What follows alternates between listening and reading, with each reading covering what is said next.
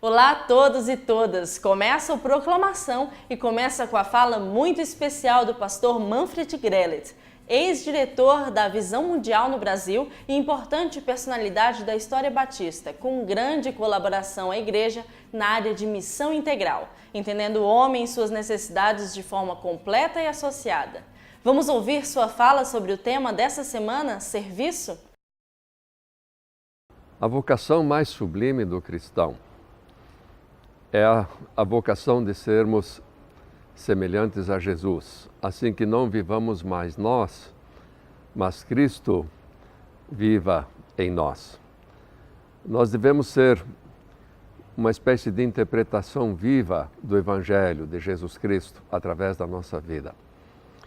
E uma das coisas fundamentais na vida de Jesus foi a vida de serviço que ele levou.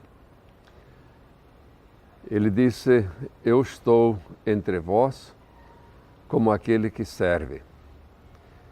Disse também: "O Filho do Homem veio não para ser servido, mas para servir e dar a sua vida por seus irmãos." Assim, se nós queremos ser semelhantes a Jesus, uma das dimensões que nós devemos encontrar, concretizar em nossa vida é sermos semelhantes a Jesus também no serviço. Ele serviu os pobres, os famintos, ele ajudou todos aqueles que tinham problemas de cabeça, de coração, de braço, de perna, de visão. Ele se preocupou sempre em colocar as pessoas de pé outra vez, curando-as, servindo-as para que pudessem cuidar de si mesmos e se tornarem cidadãos responsáveis na sociedade. Mas ele também disse para todos nós que somos seus seguidores que o maior de todos os discípulos é aquele que serve. Não se pode seguir a Jesus Cristo sem viver uma vida de serviço. E nós conseguimos essa capacitação para o serviço quando nós permitimos que Cristo de fato entre em nossas vidas, plasme as nossas vidas, transforme os nossos corações, nos libere das amarras, do egoísmo, da maldade, da agressividade, da apatia e nos libera para sermos bons, para vivermos uma vida de cuidado do outro, para vivermos também uma vida de serviço, especialmente àqueles que são os mais necessitados.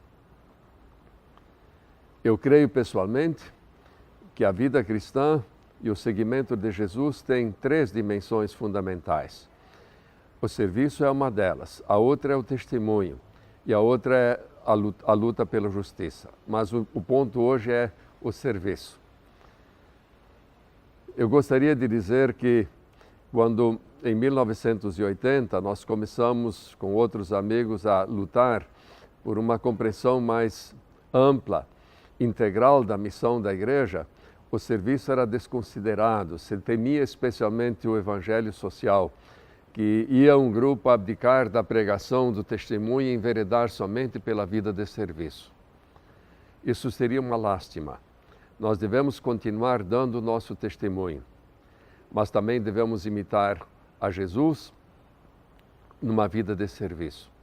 Cada um de nós enfrenta situações diferentes. Às vezes é uma pessoa da família, um tio, uma tia, passando necessidades, um avô que precisa de companhia. Nós temos vizinhanças, nós temos bairros pobres, nós temos projetos de igrejas, de ONGs. Há dimensões várias, múltiplas para algum tipo de engajamento. O importante é que, enquanto estamos seguindo a Jesus Cristo, enquanto Ele estiver marcando a nossa vida, enquanto Ele estiver de fato dentro de nós, a nossa vida seja marcada também pelo serviço, para a glória de Deus e para o bem daqueles que precisam da nossa ajuda, do nosso apoio, do nosso engajamento. Eu quero animar a todos vocês, meus queridos telespectadores, a viverem uma vida imitando a vida de Jesus, praticando o bem. Dele se disse: Ele andou por todo lado, fazendo o bem. Vamos fazer semelhantes a Ele. Que Deus vos abençoe. Em seguida tem reflexão bíblica com o pastor João Marcos Florentino. Bom dia, amados. Essa semana tem sido muito abençoadora para todos nós. Nós temos falado sobre servir uns aos outros. Aprendemos que o maior exemplo de serviço veio do próprio Senhor Jesus, que Ele disse que veio para essa terra não para ser servido, mas para servir a todos nós, se entregando em favor de cada um de nós, dando-nos a oportunidade de ter uma vida plena. Aprendemos que a motivação para servir é o amor por Deus. E nós devemos servir para agradar somente a Deus e não a nós mesmos. Não devemos servir para satisfação pessoal, mas para a glória do Pai e pensar sempre no outro.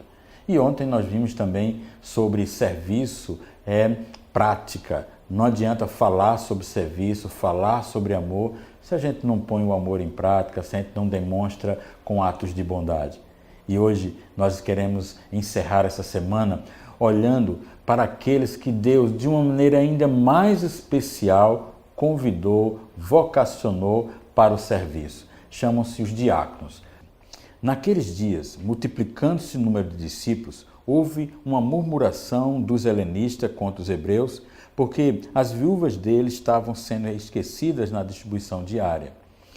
Então, os 12 convocaram a comunidade dos discípulos e disseram: não é razoável que nós abandonemos a palavra de Deus para servir às mesas. Mas, irmãos, escolhei dentre vós 7 homens de boa reputação, cheios do Espírito Santo e de sabedoria, aos quais encarregaremos deste serviço. E quanto a nós, nos consagraremos à oração e ao ministério da palavra. E diz o texto ainda: o parecer agradou a toda a igreja, e elegeram Estevão, homem cheio de fé e do Espírito Santo, Filipe, Prócoro, Nicanor, Timão, Pármenas e Nicolau, prosélito de Antioquia, apresentando-os perante os apóstolos, e estes, orando, lhe impuseram mãos. E crescia a palavra de Deus em Jerusalém, se multiplicava o número de discípulos, também muitíssimos sacerdotes obedeciam à fé.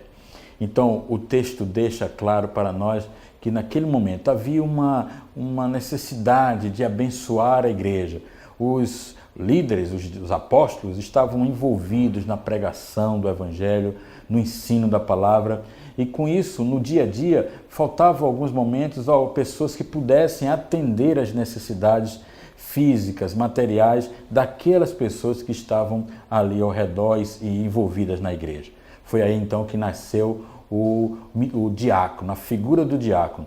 Homens e mulheres que foram chamados para dedicar-se de maneira especial a acompanhar, abençoar, zelar pela igreja do Senhor. Para esses homens, Deus os chamou e determinou que eles deveriam ser homens, como diz aqui, cheios do Espírito Santo, de sabedoria, homens que tivessem uma relação com o Espírito Santo de tal maneira que tivessem sempre atentos à necessidade dos outros e tendo assim, portanto, um olhar como Deus teria para as pessoas. Então, nesse momento, eu quero agradecer a Deus por você que é diácono batista, meu irmão. Parabéns aí, no próximo domingo as igrejas estarão reunidas agradecendo a Deus pelos ministros diaconais. Então eu quero agradecer a Deus por você que é diácono, que é diaconisa, que Deus continue te enchendo cada vez mais do Espírito Santo. E eu louvo a Deus por o Senhor ter convocado você para essa obra.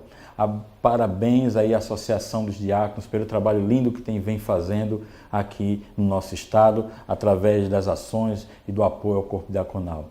E que cada um de nós possamos, de fato, ser discípulos do Senhor Jesus, servos dignos do Senhor, e assim você sirva a Deus com toda alegria. Que Deus o abençoe, em nome de Jesus. Amém. Foi um prazer estar com vocês. Um bom fim de semana, a paz e o amor de Cristo.